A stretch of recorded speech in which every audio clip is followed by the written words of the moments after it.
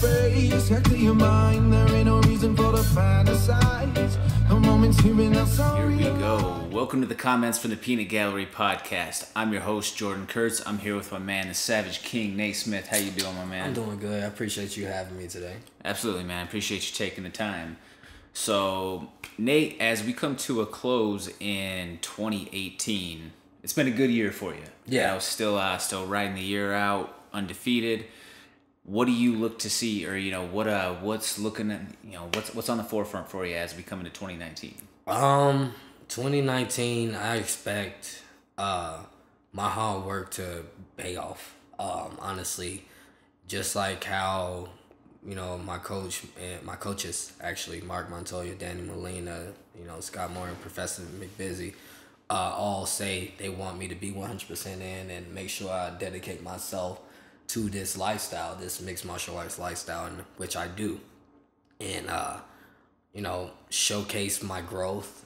And I'm still learning. I'm a dangerous guy that has a new level, sense of confidence, if that makes sense, and where I don't have to disclose it, to the outside, where I can, just be out in the open and be like, yeah, I can do whatever the hell I want to, whoever I want.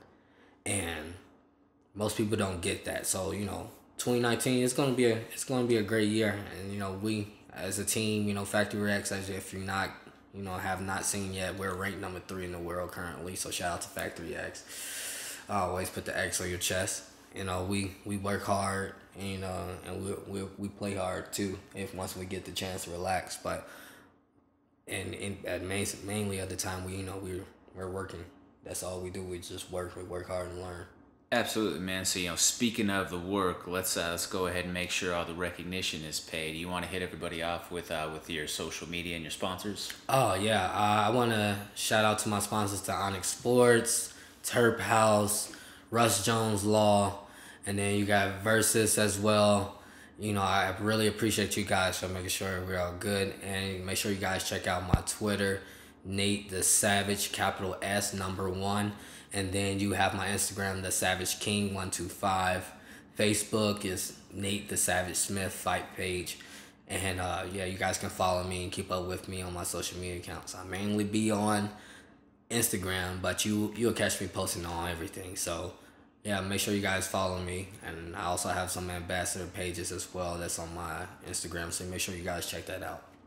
Shout out to Coach Whitman over at Onyx Sports. Definitely love everything that he's been doing with the equipment out there. And what does that mean to you to have that connection to such a legend in the game? Because if you look at the resume of people that Coach Whitman has worked with through the years, you're talking world champion after world champion and the who's who of some of the best out there. Honestly, it's honoring. And only thing I can do is just sit back and just pick at the brains and, ask questions and just having those, his material on my hands to end up utilizing in my training, part of my training regimen. It's great, man. I'm even if I hurt myself, I'm a wrestler. So if we hurt ourselves, we continue to wrestle, period, no matter what, or how tough we push through it. So it doesn't matter.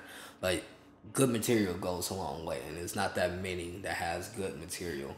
And his, just based off what he applies stuff, he's a true man to the sport, and that's a guy that I respect 100%. And coming across him and Justin Gaethje, Matthew Lopez, quite a few times when I did some little cross train over there at Genesis, with my uncle Carrington Banks, and just actually sitting back learning and, experiencing, asking questions like I do with Mark, and continue to grow, man. Honestly, it's really great. I can't complain on that one. That's awesome, man. Like I say, it's humbling to, even just for myself, I've had the opportunity to shoot some messages back and forth with Coach after this most recent LFA fight with Yusuf and all. It was some of the content that I was able to capture and shoot out there. And, definitely made sure that I gave you your props out there. After we had talked about the gloves the last time at the gym. So. Yeah, and I was talking to him. I want to say a few days ago, or if not last weekend. this past weekend. Yeah, man, we were talking. Like I said, I just told him I appreciate what he's doing and what he's doing for the sport and what he's doing for not only me and others. That's trying to continue to become legends like himself. And man, honestly, just continue to grow. I don't know how else to explain on that one, and I'm very appreciative on that one. Very appreciative. Definitely, and I also want to throw my own personal shout out to the Terphouse too as well. What up, Brandon? Appreciate everything. All the support through everything that you've done for me as well. You're the man. Did you see the post that he had on Facebook about him fighting or something like on December? No, he's going out with Andre Ewell. Oh, Andre Ewell. I thought yeah. I remember I thought Brandon was about to get down with somebody real quick. I was like, oh snap. Somebody talking shit. I mean, he's ready to go at the drop of a hat as is. You know, I mean, he's charged up. But yeah, no, he's going out with one of the Terphouse fighters. Yeah, okay. But yeah, okay. And he just opened up. They just opened up their gym and all the training facility out there in California. So big moves being made by the Terphouse out there. That's for sure. And make sure if you're in California and you're around that area, go to Terphouse. Make sure you guys go to Terphouse. And if you're going online, go to terphouse.com and go check out all their CBD products and merchandise. And make sure you use my promo code King Savage. Save you some money. Just gonna save you some money. Alright? So you might as well go ahead and check that out because guarantee you it's life changing. I don't know how else to explain it. Their products helps a ton through my fight count, my regimen, and a bunch of pains and aches that I put my body through. You can buy this machine, you got treated as one, so you take care of it, you got get the materials that you need to take care of it with. And Terphouse is that material for me. So yeah, make sure you guys check that out.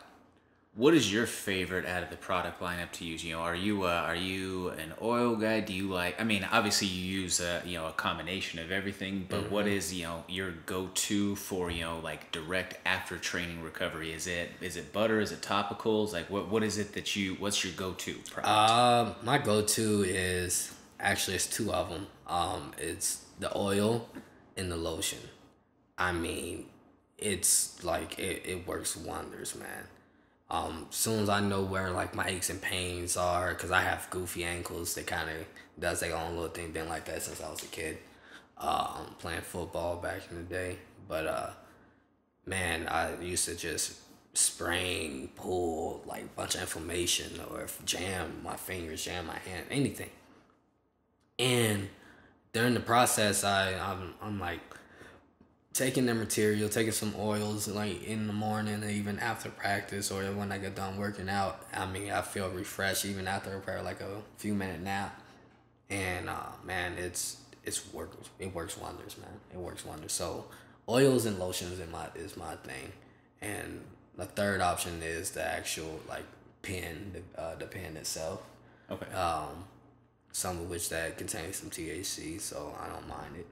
And it helps me a lot because I have problems sleeping, so it also helps me to go to sleep as well. Mm-hmm. So it works wonders for me. It works wonders for me. Yeah, I love it. It's definitely something that, if anybody out there for any sort of general inflammation that you have, the reduction that I feel from that is, and that's just, talking on a much more of a regular guy level. Obviously, you're a pro, you're going hard in the gym every day, couple of workouts a day, as opposed to, your common person, going to the gym 3 to 5 times a week, mm-hmm. more of a regular type of schedule, working working through the office, out on the sales floor, all that sort of thing. Yeah. You're going to have inflammation, period, with the way that our lifestyles are. Right. Your body has natural CB receptors. Why not feed the body what it's already naturally wanting to have? Exactly. I can tell a 100% difference when I'm consistently having CBD in my system, mm-hmm. as opposed to when I'm not. And I totally agree with you on that one, because like I have had like family members of mine, and it's like arthritis is like through the roof in my family. So I have had some of my family members take some of the oil, and when I go back home to Chicago, Shout out Chicago, by the way. When I go back home to the west side of Chicago, and I have my oils, I have my Terphouse oils and everything with me, because I still get my training in, I still get my work in, go to my old high schools and everything else, and still get some work in while I'm out there. And they be asking me like, what is this? Even my grandmother, she she constantly stays healthy, always looking for new health regimens and everything else.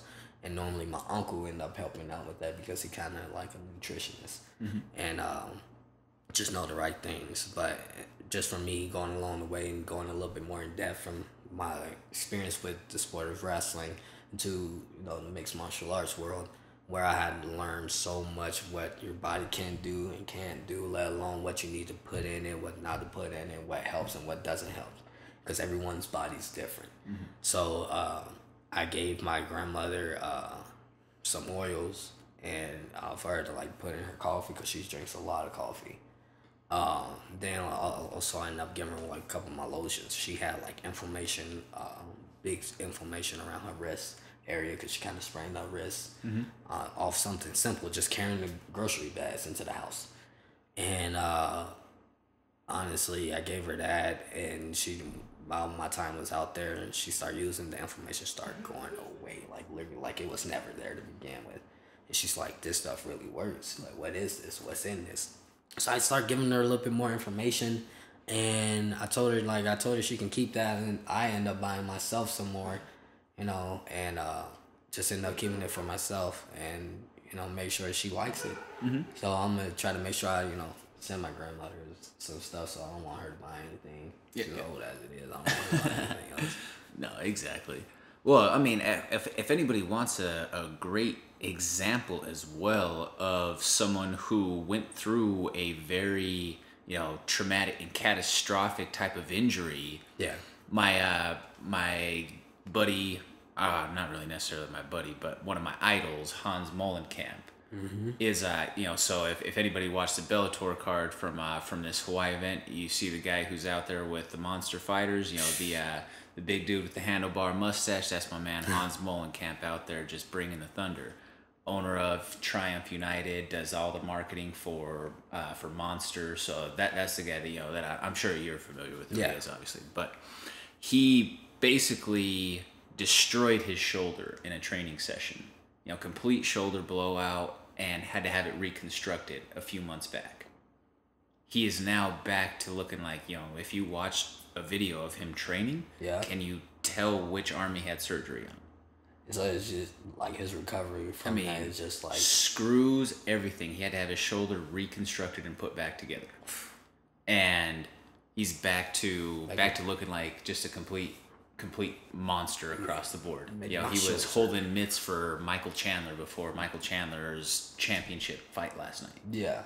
So I mean that's a testament to it, and he says CBD is one of the on top of being very active about his own recovery, eating healthy foods, so on and so forth. Yeah. But adding that into the regiment for an injury that normally puts a lot of people out for close to a year, he was back on his feet, hitting the ground running within like a month and a half. Yeah, something very, very a quick turnaround for him that you would think, man, this is gonna hold somebody down for a minute. He's already back to throwing leather. So pretty crazy. Shout out to you, Hans. Yeah, man, you gotta be tough as nails to be doing some stuff like that. Oh yeah. Oh man, like my shoulders hurt. I had to rotate for a little bit, like just reconstruct the entire shoulder, put it back together. I had surgery. Don't get me wrong, but Jesus. Oh yeah, having to completely put in the screws, all of that.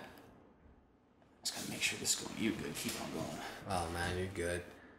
But yeah, man, that's the thing. People need to. Some people are nowadays refusing.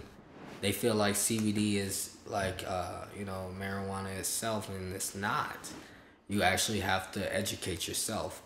Just like how people learn how to become lawyers, doctors, so on and so forth.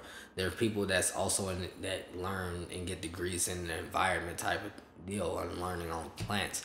A lot of people don't know a lot of these plants is what making us, continue to move on this day. So if you consider a CBD oil extract from a plant, like illegal or feel like it's illegal, or you got that type of mindset, you need to re-educate yourself on that, man. That's exactly how I feel on that, because I get it. Some people are stuck in the old times that feel like it's, it's bad for you. Me, I'm the type of guy I'm 100% with marijuana usage, period. Like I said, it helps me go to sleep. I'm not the type of guy that shy away from it. If you do it in all moderation, you're fine. There have never been negative cases of anyone, having negative outcomes from it. Children that have like multiple seizures on a daily gets these type of oils and these type of treatments regarding with THC and CBD oils, and it helps them. Even with animals that end up having like type of seizures, aches and pains, so on and so forth. Even cancer patients, it's been scientifically proved that marijuana itself not only help rebuild the brain itself and its brain activity, alongside with the fact that your health itself, it would literally continue to grow, and you'll just live longer and happy days. Yep. So what is wrong with living longer and having happy days? Like, isn't that the point? Mm-hmm. Like, I understand is when it's our time, but at the end of the day, you want to live your life to the fullest, not shortest, right? So might as well take care of your body. Mm-hmm. Take care of your body, right? Your body take care of you. The longer your body lasts, the longer you last. Well, and, the thing is it all comes back to propaganda, in my opinion. The whole thing is until around like the 30s, around in there. Yeah. It was a widely common. It was used amongst people all across the board. It was something that had a lot of multi-purpose uses. If you're talking about like just hemp fibers in general, the strength of hemp for industrial type of use is one of the strongest things that's out there from a natural source. Right. I mean, that alone was something that was basically going to put a lot of other capitalistic interests in jeopardy.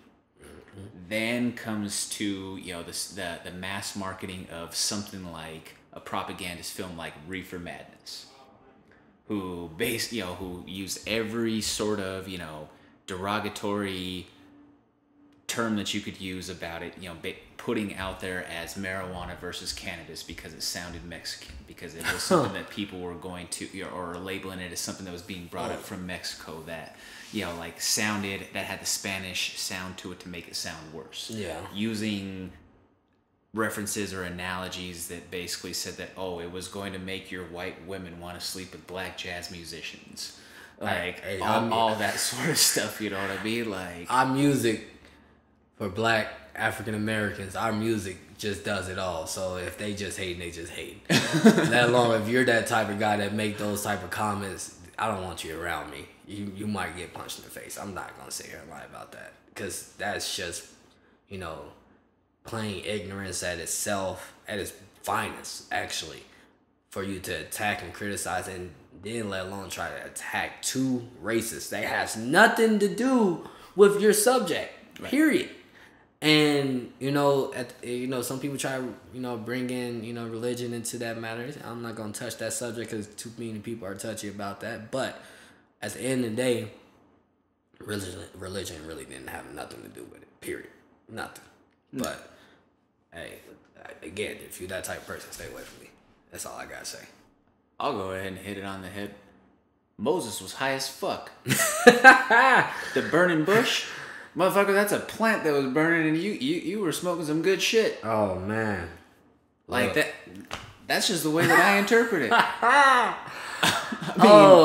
Tell me though, like you're over there in the Middle East where it grows pretty, outdoor regularly all over the place that way, especially Hindu Kush mountains. I mean, that's people don't even know the story of what behind like why shit is called Kush. Monks smoke that on the daily.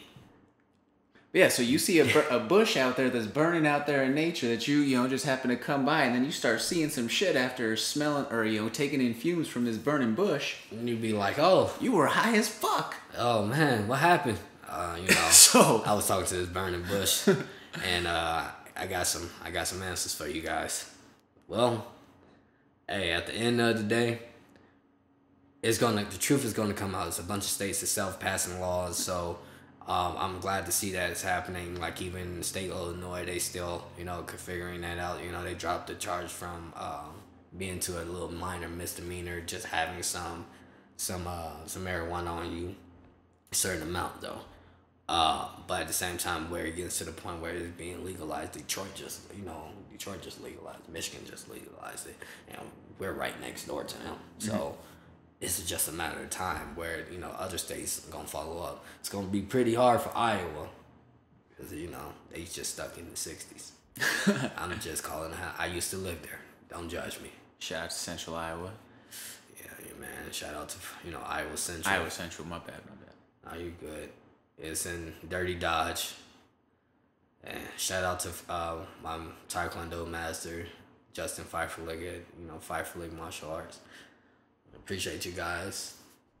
Johnny Case, and his uncle Rick, Rick Tassler, put me on when I was very young in the game as an amateur, and I fought for them, man. I was a champion for them, man. Yeah, man, it was pretty fun while I was out there and then learning and growing. So being around all these greats, you got Johnny Case himself, and you got Eric Koch, Kenai Koch over there in Cedar Rapids, Iowa. Then you got Josh Neer, Nate Williams, and you got Real Warrior Fight Team. Shout out to them, because it was a part-time as an amateur. I was with them as well. They took care of guys, Terry, Steve. They are great guys, man. Great guys. That's 712, right? Oh yeah, man. Area code, yeah. Yeah, so I remember correct. I think it's 712. I'm pretty sure. Yeah. One of our peanut gallery fighters, Justin Osborne, who he had just left Factory X before you got there, but now he moved back down to Alabama. But he grew up he lived part of his life growing up out there in Iowa. Yeah. And so that's the only reason why I kind of know a little bit about that. But he was like, yeah, growing up there, people just wrestled. Yeah, that's the life. That's literally the life. Either you wrestle or you riding bulls. That's another favorite of theirs, or horses, horse riding, and doing a bunch of horse shows, which I went to is the most boring stuff I have ever been to, except for the riding bull part. One of my close friends, Darren, was a monster. He's insane. You would never catch me. I used to work at a veterinary clinic when I was out there too. Mm-hmm. And during the time where it was like the time for the bulls to be, mating and everything, so we had to deal with all the hormone-built, strong male bulls. We had to extract, the sperm from them so we can give it to the females. Because they just get too aggressive to the point where they're going to end up killing the female. And, man, I had this giant bull, all these giant bulls, man, I kid you not. One of them was not scared of me whatsoever, and the man just came charging so full force onto that gate. If that gate wasn't there, I would have been dead, like legit, because I freaked out. I even told my boss, I'm like, I'm not doing this. So I don't understand shout out to you if you're riding bulls. You're a brave motherfucker. That's for sure. No, thank you. Yeah. Like, I'm not. Hats off to you. I'm not getting on that big ton animal. No. Nope. No. Nope. Look, black people, we'll ride bulls. That's how it be back in the day. Black cowboys, so on and so forth. But I'm not that black cowboy. I'm a city boy. All right. I'd rather ride a car. When I was a kid, I used to ride my dog's back. It was like a big giant Mastiff. So other than that, that's the only thing I'm riding in is a car, plane, train, bus, and some with some wheels or something. Full enclosure. Something. If it's a horse, it's a maybe, as long as they don't buck me off. But other than that, nah, you ain't catch me on no bull, bro. Nah. You couldn't pay me enough to get on the back of no fucking bull. No, just for that short amount of time, within that short amount of time, your shoulder getting popped out. Just holding on, going like this, looking like, something wrong with you. I'm like, bruh, y'all head slapping the back of their butt. I mean, either that or then too, I've seen it from the videos where you get leaned back and then your face just comes and smacks on their shoulder type bone. Oh man, if you didn't have the cage mask type of thing on, how you don't just smash your whole face? Some of them just take it, and the thing is, it's so bad on their knees. my child's mom, she used to ride and show horses a lot. And man, when I tell you, she showed me one time, like literally, they have to like continue to press. They're like try to bring their knees together on this animal, and it's so bad on their knees. And like once they get done, like they be having like bunch of knee surgeries or no knees at all, replacements. I mean, when they get older, even some of them when they're young, like 23, 24, 25 years old, having like their third knee surgery on their knees. Like you, bruh, why? Why? But hey, that's the lifestyle how they live out there in Iowa. And Iowa with the wrestling, you know, it kind of made me who I am. From coming from a Illinois standpoint of a technical wrestler to a more aggressive Iowa style, straightforward type of style. So again, shout out to Luke Moffitt, Mark Ryle, and guys over at Iowa Central doing the work. Go ahead, guys. Go ahead, eat. Just go ahead, continue eating. Because once January comes, it's National Duel time. I will be watching. Best believe I will be watching. Yeah, and to be fair, you know, maybe your rodeo friends or people out there who are, you know, rodeo participants, they could probably look on the flip side of the coin and say, well, yeah, we you know, get broken down this way, but you choose to get locked into a cage and get punched in the face. See, that's you know that's what. So I mean, so there's the polarizing options. Like they can say like, there ain't no way that you could pay me enough money in the world to get thrown into the cage with somebody who is coming to take my head off or coming to pull an arm away, and you know that. So there's you know two edges of the sword. Yeah, man, and that's what actually is funny as you bring that up, because Darren, he's like, you would not catch me ever in that damn cage. He's like. Because he's like, I have the balls enough to talk shit to you because you're my boy. But he's like, any other person down there, he's like, bro, I'm not dealing with that. He's like, you wouldn't catch me in there. He's like, I'd rather ride an animal than be in the cage with a human animal. And I'm like, well, we're just a different breed, bro. Well, especially if you're going to go on and, you know, have your moniker be, you know, Savage and have King in the mix too as well. Like, you know, like, gotta have a little bit of something different in that, you know, in that DNA. Yeah, and I had, like, even with my last fight and just listening in the commentary section of the thing, one of the guys that's been there that know I've been around for a long time, and one of the guys, I think it was Anthony Cox, he said, he's like, because he knows I'm the type of guy that will fight a very tough fighter and beat him. And if they feel like they need a rematch with me or feel like they could do better next time or let's run it back, I'm the type of guy to be like, oh yeah, let's do it. And I finish you off again. So where's your excuse now? Because I don't care how tough you are. I don't care who you think you are. I'm a wrestler who says labels don't mean crap. Don't mean a damn thing to me. And how I end up getting that name, you know, Savage, is because based off of my wrestling style, because I'm so aggressive, I'm so technical, and I'm just mean and nasty. I'm an entirely different person than how I am outside of it. You know, I'm very nice, goofy, laid back, cracking jokes. I'm that type of guy. So I'm a great guy to have a drink with, by the way. But when it comes to something, when it comes to work, when it comes to business, when stuff needs to be handled, I am an entirely different person. I'm entirely zoned in. I'm focused. That tunnel vision. And I'm mean, man. I don't know how else to explain it. At first, I couldn't see what everybody was talking about at first, and it took me a while. Honestly, it really did take me a while to like see it for myself and actually believe it. And when it got to the point where I'm just constantly facing monsters after monsters, back to back to back, that wanted to try me, and I'm, you know, taking these guys on and beating them at that, and also losing to some as well along the way, even as an amateur. I mean, man, it's just nonstop. Be like, okay, I know what I did wrong. I can't complain about it. As long as I give my all, I don't got no complaints. He was just a better man than me that day. But that's another thing I refuse to allow. Is allow another man to be better than me in any aspect, period. That's the reason I ask a lot of questions while I'm in the gym. That's the reason why I constantly grow. That's the reason why I constantly improve. And I'm steady learning. Like I said earlier, I have that new sense of confidence. And it's not disclosed whatsoever. So I'm going to make this a while we're on this subject, I'm going to make this a very, very public announcement. I am trying to get on this LFA card on January 18th of this upcoming 2019 year. This is a warning, except for my teammate that's already up in this weight class, a warning to all the flyweights in the LFA division. I'm coming. Plain and simple. There's no hiding. I'm not finna complain with you guys. I'm not finna play with nobody. We can be friends or we don't have to be. I'm okay with that. Because I'm a nice guy. We can get along even though if we're fighting or whatever. But at the end of the day, I'm not that type of fighter that like to disrespect and do all that extra yada yada yada that hoorah bullcrap. I am coming for you. Period. I'm not the one to play with. I'm not the one to overlook. I'm not the one you want to look past.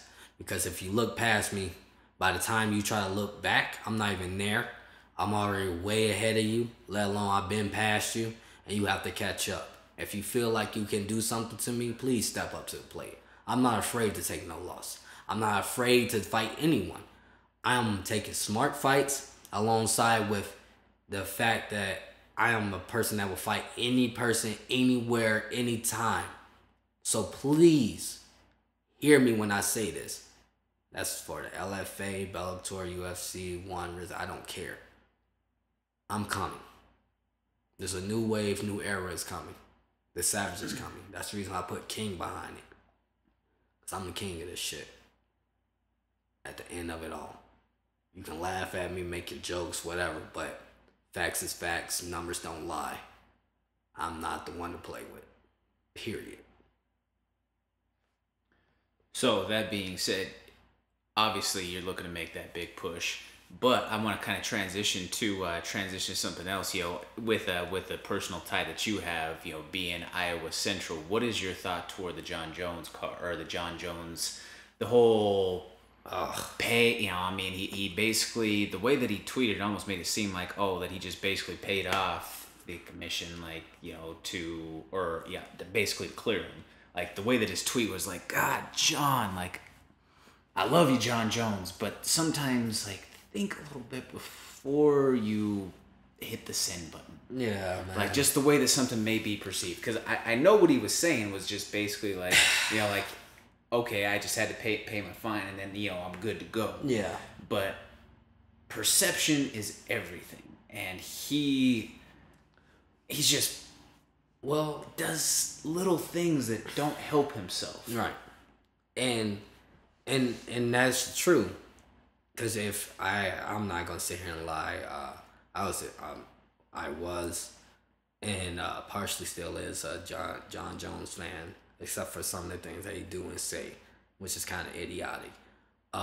Just for him being Iowa Central alumni and national champion, alongside with Cain Velasquez, Kobe Covington. If you see how their egos are, you see how they carry themselves. That's just that Iowa Central type of deal. We don't play around over there. But the statements that he makes, man, it's beyond me. It's kind of smart in a sense, but at the same time stupid. So if it's like a smart, stupid person, I don't know how to explain it. Man, the dumbest smart guy I know. They say and give you some of the smartest ideas or do some of the smartest things time to time, but randomly do dumb shit.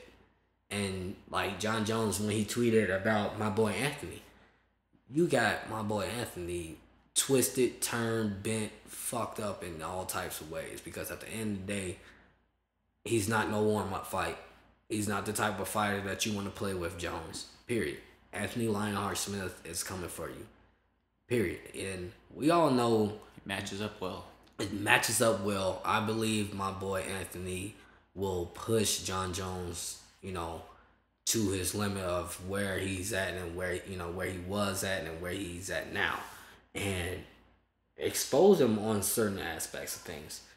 Come on now, Anthony been on the tear. I remember when he knocked out Hector Lombard. I was there.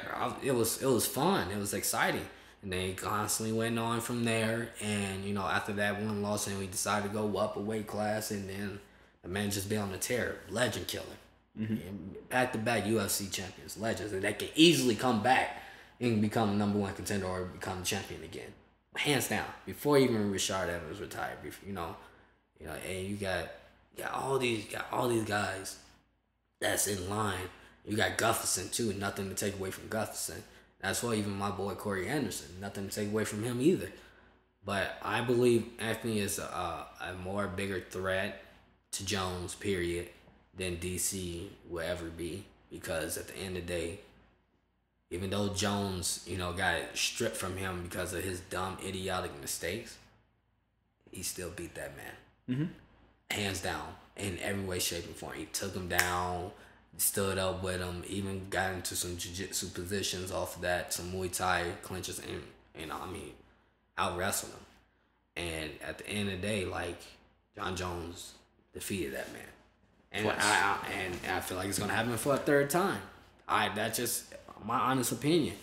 DC can have all the confidence in the world, but if he doesn't have a clear strategy and sticks with it, man, and I feel like most of the time he kind of ease off a little bit off his own strategy and get caught up in the emotion aspect of it because he hate him that much, which is a pretty strong word to use, but yeah, man, I honestly believe, Jones is going to finish it. It's going to finish, DC, but he has to get past Gustafson first. And no matter the outcome of that, one of the two is going to have to face Anthony, period. Mm-hmm. And Gustafson, in my opinion, won that second fight they had, won that first fight against John Jones. That's just my opinion. Because John Jones, he feels uncomfortable with people with his own height. He always been like that.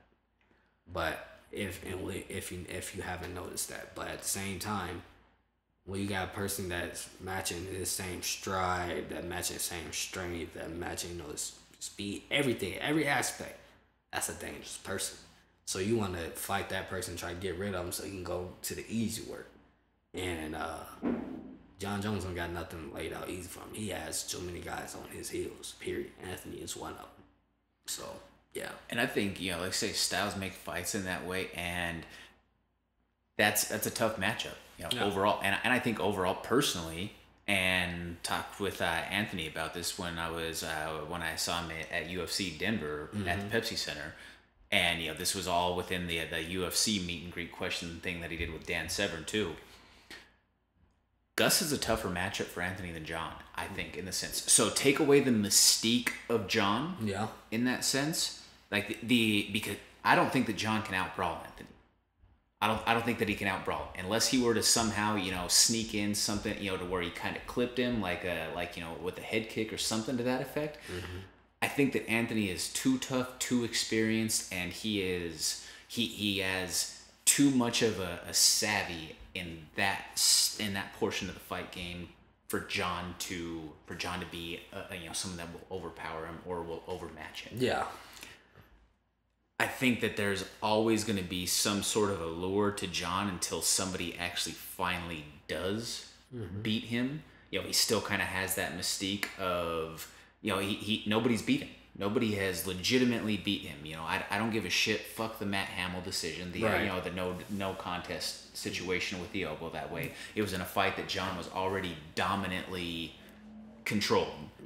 So mistakes like that happens. It's right. It's stuff like that happens. Exactly. He was already dominating in that contest. Right. Nobody else. The closest fight to him losing was Gus. I think that Anthony is just like a Gus in a lot of ways stylistically. Those guys are very, very similar. Both have one-hitter-quitter type of power, and that's why I think that that Gus is a tougher matchup in that sort of situation, because if they were to just basically meet in a phone booth, stand right there in the middle and trade some shots, right. I think that there's a higher probability that somebody is going to go down from a shot from Gus than they are from John. Right. Just because Gus has a little bit more of a heavy hand in that sense. Yeah, man. So I don't know. That's where I think that Anthony is a very, very tough matchup, and I think that he is. Should John, this is considering that John beats Gus. Mm-hmm. I think that Anthony is the next fight for him, and I think that is in my opinion. And granted, I'm biased, but I'm going to ride for my friends. Right. I think that is the fucking toughest matchup possible for John Jones right now, and anybody out there in the 205-pound division. Hands down. You know, I don't think it's a question. I agree. I 100% agree.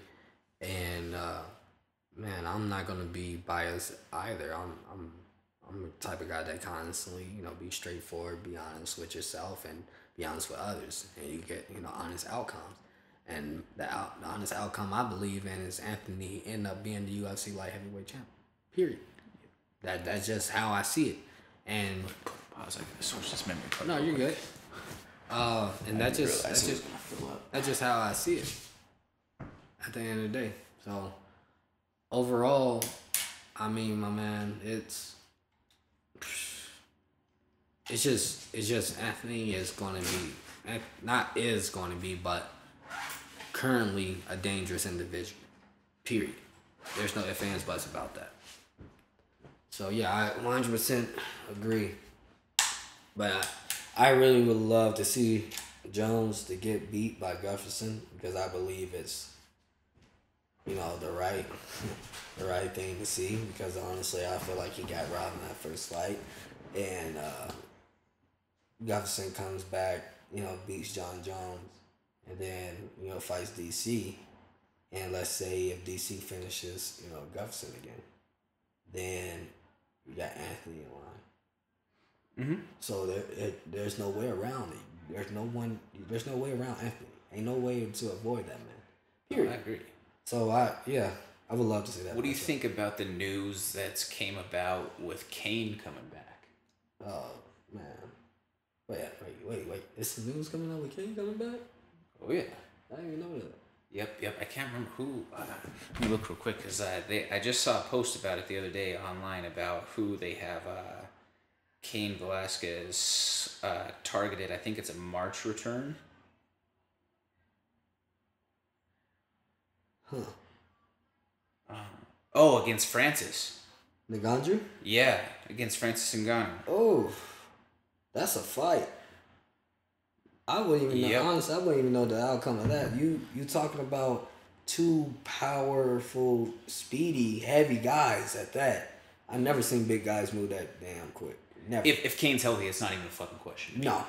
It's absolute domination, in my opinion, because if you have a healthy Kane, that's to me, that's arguably the, I love Stipe. I think that Stipe, if you were to stop, if everything were to drop right now, it's hard to make the argument that anybody with their full body of work is a greater heavyweight than what Stipe has been. Right.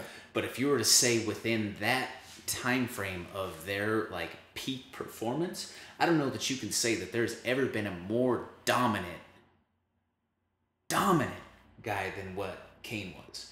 His pace, his power that he brought behind everything, that was second to none. His threshold for pain, to be able to sit there and, okay, I'm gonna weather your worst shit because I'm gonna give you something even worse from there. Mm-hmm. He truly has a Mexican fighter style, that take one to get one sort of thing. I mean, he has brown pride tattooed right across his chest in that sense.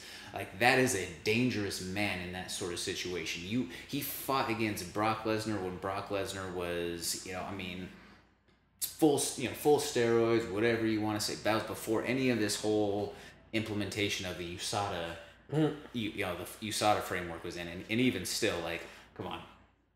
With the whole Brock situation, that's a whole other topic for another day. But you have a guy like Kane who was just that dominant in that time.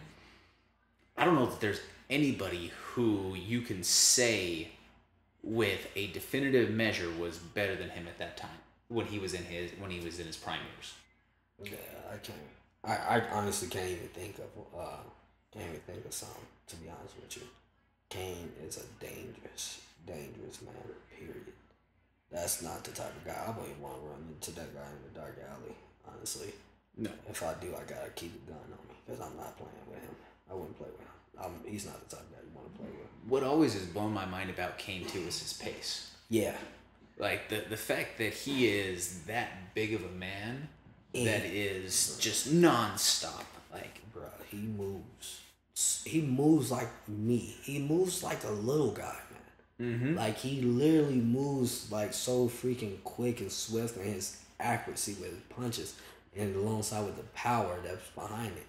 It's like force upon speed upon force. Like, if that doesn't make sense, you got to get a grasp of what I'm speaking about.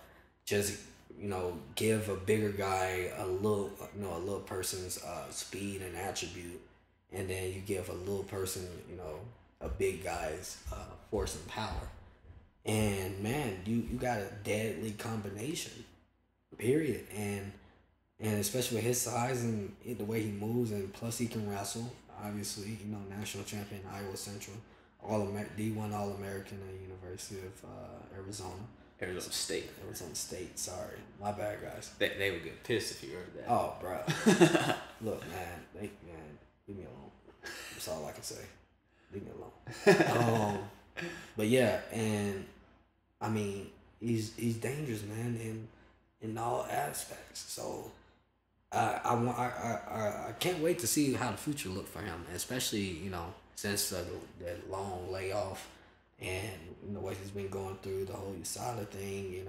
All what's been transformed. I hope it built nothing but a path for him to redemption alongside with vengeance. And trying to take his belt back. Honestly, that's just how I see it. Cause Stipe I like Stipe, I really do, and I have nothing bad to say about the guy. But I really don't feel like Stipe will be able to beat, Kane. And if Kane comes back in the picture, knock out Francis on his return back, that shows a humongous amount of growth in his time being off. So he never really was off. He was just waiting patiently. And you got DC being, the double champ. Mm-hmm. So DC gonna have to end up, facing that man or letting go of that belt. His back. Mm-hmm. More than his back and his neck. That's what I think ultimately where Kane's ceiling is that portion of his body.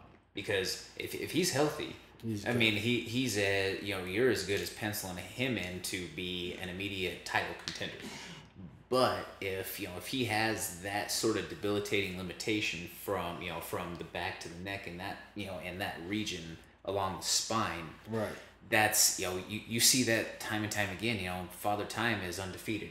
Guys start to accumulate those sort of injuries and having those sort of major surgeries to correct catastrophic injuries. When you're talking having blown discs, when you're talking to have those sort of things that he's experienced and had to have corrective action to, it's that much easier for those sort of ailments to resurface once you've already had them. And as any athlete out there who's ever had to have surgery knows, once you've gone under the needle, your risk for having re-injury to some of those sorts of things, just based off of the scar tissue buildup alone, is increased.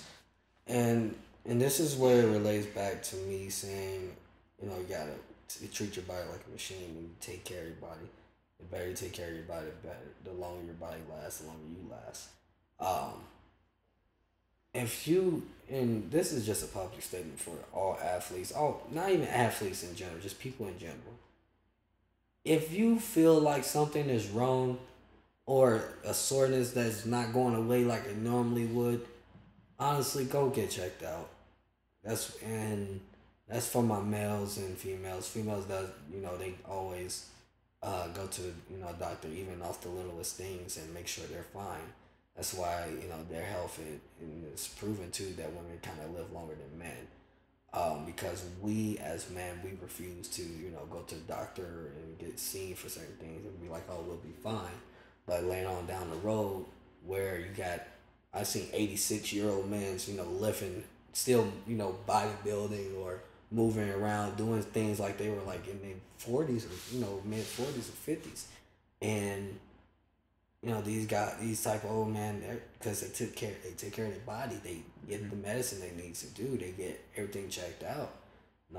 Even some of them be former athletes, former boxers, taekwondo, judo, things of that nature that would, even wrestling, just going against the joints and, kind of give you future like arthritis type of deal. But to prevent it is from you taking care of your body.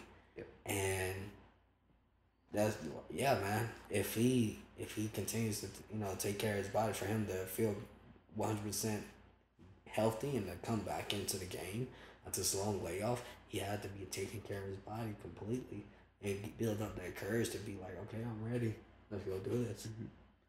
Well, and that's where sometimes I feel like, with there being such a, we kind of were talking about this before we had started recording, but a lot of alpha male tendencies, I guess, Yeah. sometimes within athletes, or a very, I guess, to a certain extent, Yeah. toxic masculinity in that sense, to say that I'm not hurt, I'm not whatever, it's nothing sort of thing. And with a guy like Kane, I feel like that is the best example of what not to do in that way, because he did have these sort of little nicks and pains along Right. the way, but he was so physically tough and just so mentally strong that just like a David Goggins, like, you know what, yeah, it hurts, yeah, it sucks, but fuck it, I'm gonna keep on pushing past it. Yeah. Well, you keep on pushing past those little things, those little nicks and pains.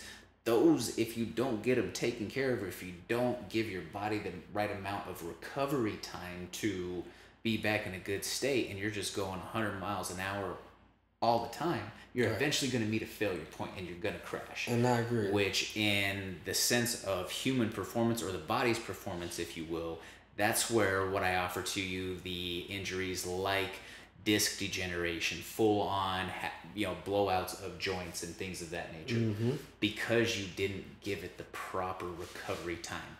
I heard Coach Montoya say it one time, and Yusuf has told me it a couple of times also. There's really, there's not always such a thing of overtraining. There's under recovery. Yeah. So, you can go hard, but you also have to have the right amount of time to recover. And those are the type of people you would love to have around, even the coaches, where they know that you need to recover, you need rest. They will kick you out the gym, period. And they will literally try to make sure that you are recovering correctly, because it's to their, make sure you get home and be healthy to your family, and make sure be able to bend, move, and do your normal daily activity outside of mixed martial arts. So that's the entire main goal, is to live healthy and live a healthy life. Me, I have a 3-year-old daughter. She runs around a lot, so I gotta chase that little girl everywhere. That's my twin. I love her to death, and I will, anything that hurts on me, or I try to immediately take care of it, no matter what it is. Because even like when I was in college and in nationals, I end up in one of my matches, I end up pulling my ACL and slightly tearing my MCL. Didn't know it. My knee was swelled up. I thought I just probably like just a little slight pull on my knee again. I'm like, I'm fine. Go to the doctor and find that out. I was out for a good, 4 or 5, actually 6 months. After when we got done with all that, because I couldn't get a chance to do any, training during the off season, freestyle and Greco-Roman. I really love Greco-Roman wrestling. But yeah, man, once you end up, I did like water therapy for my physical therapy as well, even for my shoulders, when I tore my shoulders around the same time period as well. You really have to take care of your body, man. I don't know how to stress that subject enough for people to understand that you really have to, if you take care of your body now, it will take care of you later, literally. But people are stubborn. Someone wanted to play this macho man Randy Savage type of attitude, and be like, I'm tough, I can go through anything, I can pull it off no matter what's broken, cool. But the entire goal is to get your job done no matter what, and it comes out come out with less damage, not more. That's the entire principle of training. That's the entire principle of learning this. That's the entire principle of learning offense to a defense. So if that's the case, and if you're not trying to take care of your body, the sport is going to be a very short one for you, period. And you're kind of shortening your own, to me, in my opinion, you're kind of shortening your own life as well on that, because there's you're not doing what you're supposed to do per se. You're not giving your body what it needs. You're not, getting things checked out on the regular with a doctor. And I know we're human. We all forget time to time. But at the end of the day, you have to get done what needs to get done. Yeah, absolutely. I got to ask you, especially because of the elephant in the room. We kind of talked about it the last time that you were on the show when the shakeup of the 125 division in the UFC was starting to happen. Oh God! So there's gonna be there's things that are moving parts right now for that division as far as the UFC goes, and I think it's largely contingent upon based off of what happens in the outcome of the TJ Dillashaw and Henry Cejudo fight. Right. But say something were to dry up. I know you're obviously you're poised to fight in whatever division, bantamweight or at flyweight. But with one championship announcing their deal the other day with TNT that they're going to be bringing one to American airwaves, what is what does that mean for you, or what is your thought toward that? Because that's that's obviously going to open up more avenues, more opportunities to potentially get paid, get the brand out there, so on and so forth.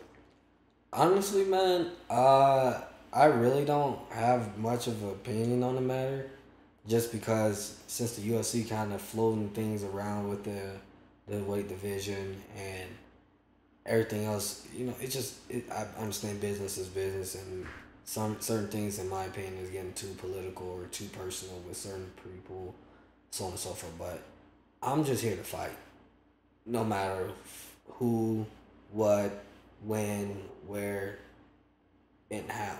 I'm just here to fight. And as well with, that type of announcement, congratulations to, the owner and promoter of that, that company won. And, one fighting championship, they, making big moves, coming here to America, because I've seen nothing but great things with them as well. But at the end, of the day, like, I'm just an athlete who's trying to,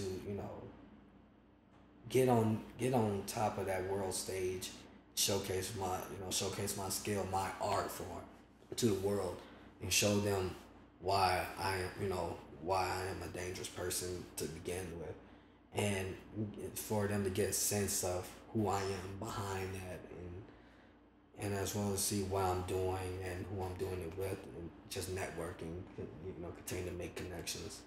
And that's the only thing that really part of the only things that kind of really matter to me at the moment. But as far as everything else goes, 25, 135, those two weight classes, I don't care who it is. I'm with it. I'm with it. Some people might, like I said before, kind of like, I have that face, like people kind of take me as a joke, but when I say I'm gonna do things, when I do it, they be like, oh, well, he wasn't kidding, he wasn't joking. Well, what gave you that sense of empowerment that I wasn't joking with you to begin with? So you really wasn't taking me serious to begin with. So that what really, really pisses me off, when people don't take me serious on the words that what I say and what I'm gonna do and how I'm gonna do it. And most people nowadays, understand the in terms of, if you can talk the talk, you can walk the walk. And I don't do that much talking. I just walk it, period. And I'll show it to you better than I can explain it to you. I only can give you a short brief, but at the end of the day, it is what it is. So, depending on me, how I seen everything, depending on how this Henry Cejudo fight goes with TJ Dillashaw, I feel like it might determine the outcome of the weight class division itself. Honestly, to see what's going on, because I think if I remember correctly, TJ did make a statement saying he's trying to get rid of it, trying to kill the division. Kill the division, yeah. So, I believe the quote was, "They're paying me a fuckload of money to kill the division." So, hey, if that's the case, man, by the way, I met TJ out at Bellator a couple weeks ago. Yeah. Cool dude. Yeah, he's cool, dude. Yeah. DC came right up, I was literally I was putting my arm around TJ, we're taking a picture together, and then DC came up and tapped him on the back saying, "What's up?" was out there with, shout out to Crazy Cowboy Cortez Coleman.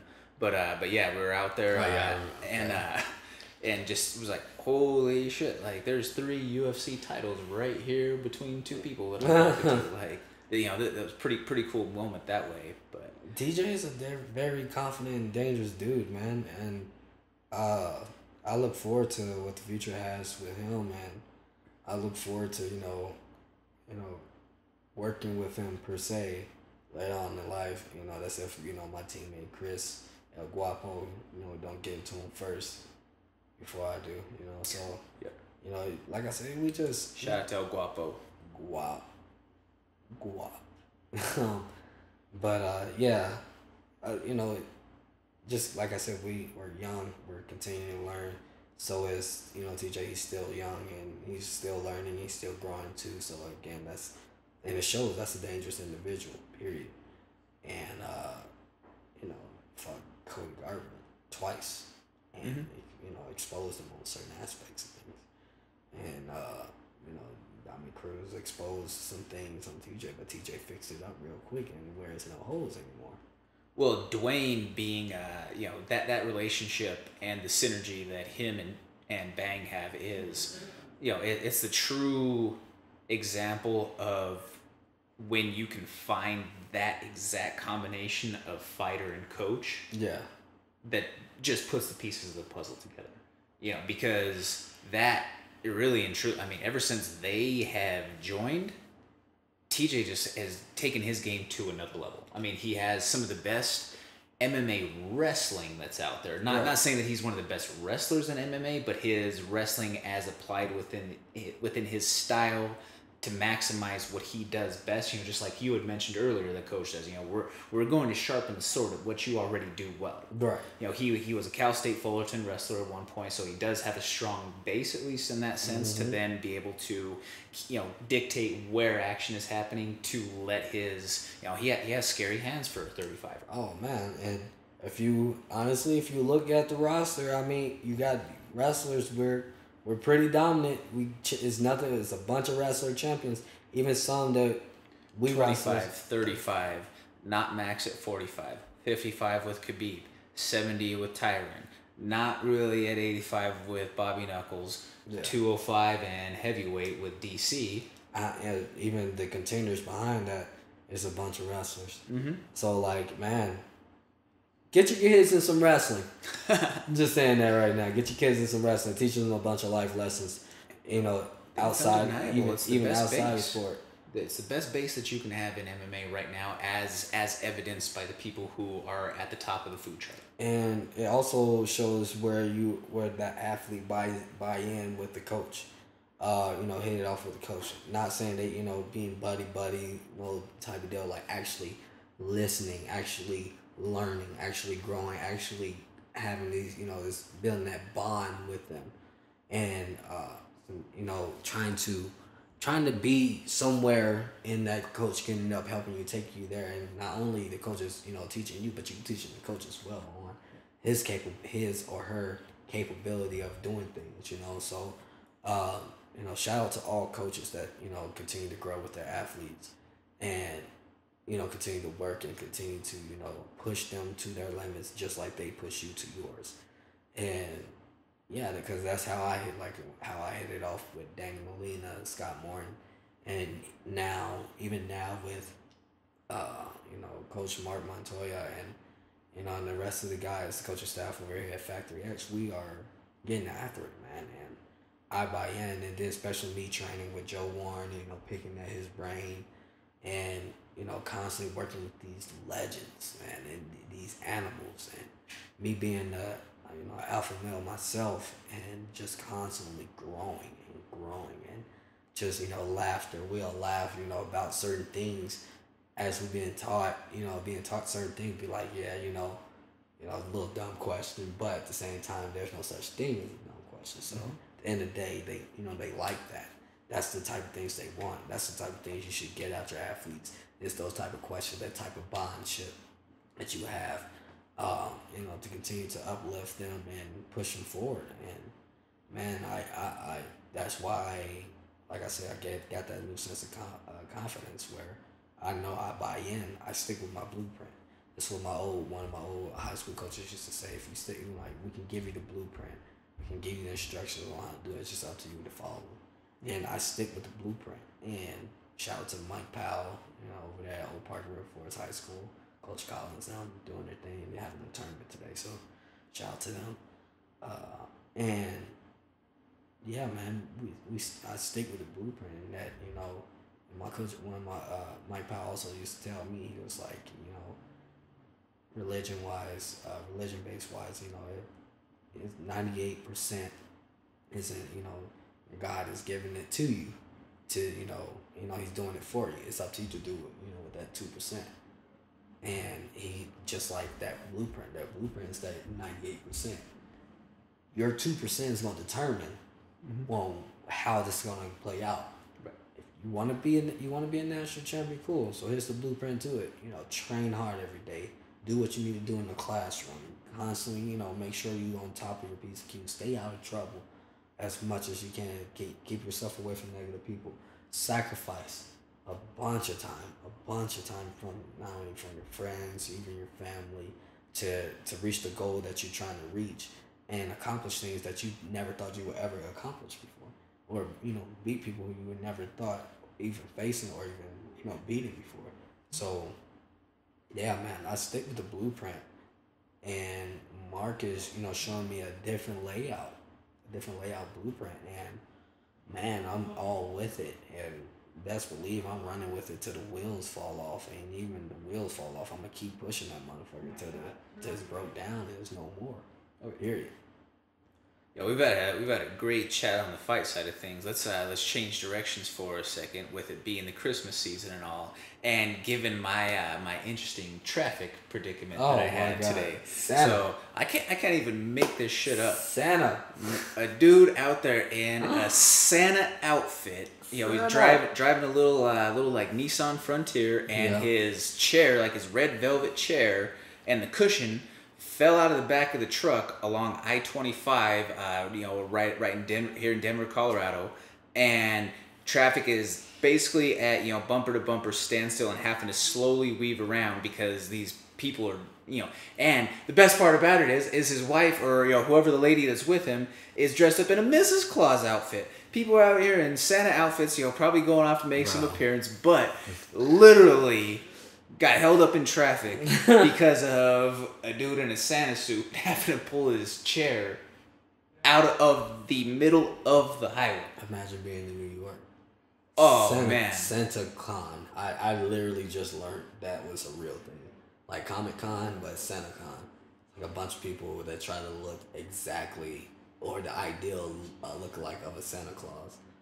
And I mean, people be having surgery and all types of whatever floats your boat. Doing all that shit for a mythological figure. You got to do what you got to do. I'm not hating on it, but I go to SneakerCon because I'm a sneakerhead. So to all the guys that with shoes and everything else, I'm still learning about it because my boy Richie Lewis over there in New Jersey kind of put me on with it years back when we were in college. So I'm a sneakerhead, man.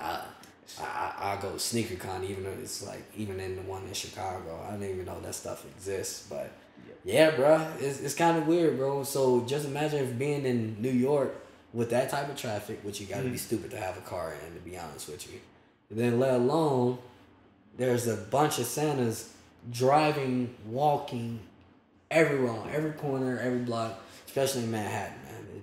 It's weird, and yeah, man, it's what, like I said before, with idiotic drivers comes dangerous outcomes.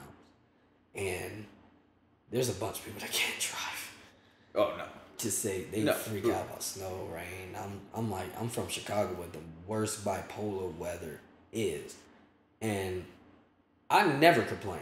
We drive. We just, do our thing. We still try to make sure everybody's safe. You got to be careful of the cabs there, and the CTA buses will take you out without a doubt. But yeah, for real, they will hit you. They don't care. They will hit you. You stand in the street, you think they're gonna stop? Nope. Hit you and whoever you with or whoever you carrying, they don't care. But yeah, man, people freak out.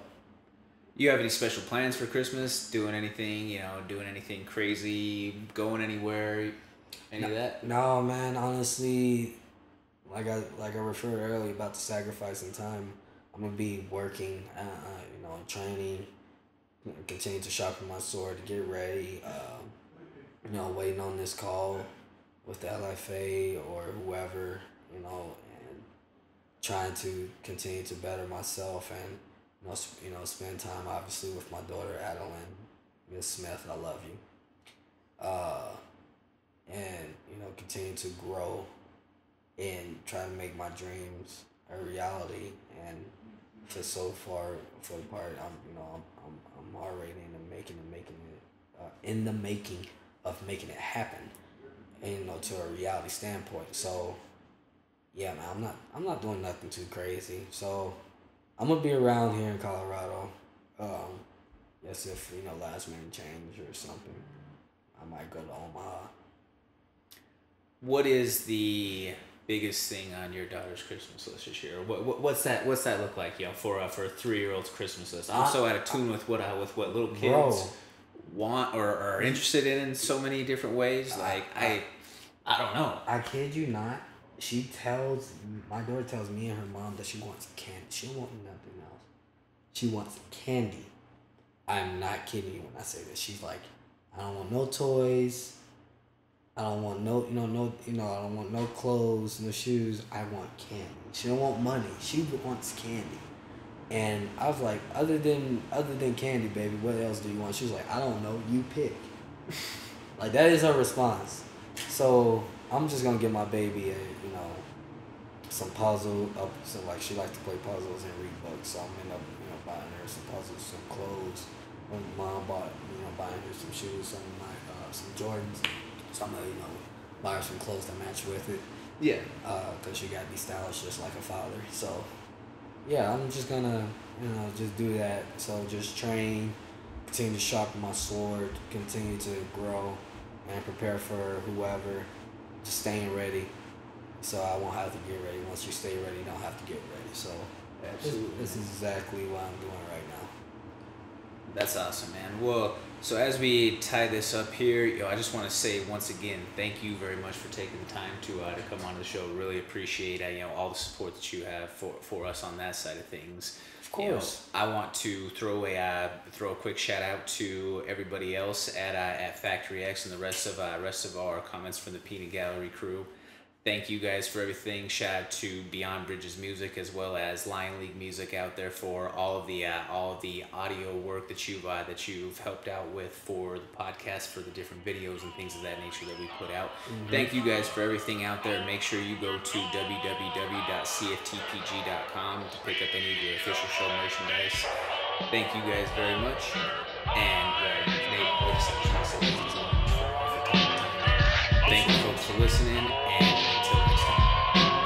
I've been underestimated since I was a little one. When I get it poppin', I promise I handle business with the best of them. You scooping it up with a silver spoon if you say that you get it out the mud. Daddy's caddy money is paying for you to flex in front. Something's telling me you ain't never really sold some drugs, but you rapping about it like you actually about it, it's a bluff. You cooking up some dope, it's about time I turn the oven off. You riding other rappers' dicks, it's about time that you lick the balls. Creeping on the come up, don't sleep on the underdog. I'm walking with a stutter step, but first I had to learn to crawl through broken glasses, I would seem, but I always shot for the stars. But when arrow hit these candy rappers in they fucking job, but you ain't gonna spit it through the wire like how Kanye did. Handed everything in life for me, I'm a top of ramen kid. Shit, my parents never bought any of us a fucking whip. Probably why I'm not a pussy. Underdogs eat from the garbage.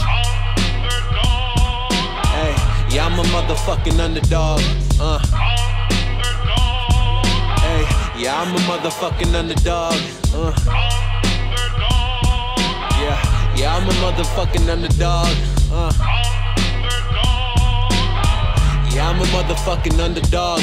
Look, it's funny how this fucked up system stays watching over me. I hope you know y'all made the monster like my mama's ovaries. My foes approach and they get slaughtered, dropping on the floor to me. Straight comatose gon' catch your body if you're getting close to me. If I grew up starving with you, better know we gonna eat. Grew up hustling, juggling struggles, now we gonna feast. My ride or dies, I thank you for all helping me have room to breathe. Haven't weathered the storm, but at least now it's just a gentle breeze. All this hell I've been through, you could probably say I'm traumatized. After this drama, still this mastermind couldn't be compromised.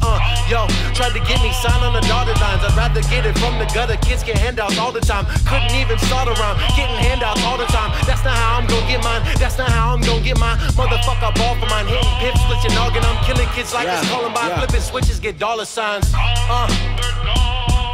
Hey, yeah, I'm a motherfucking underdog.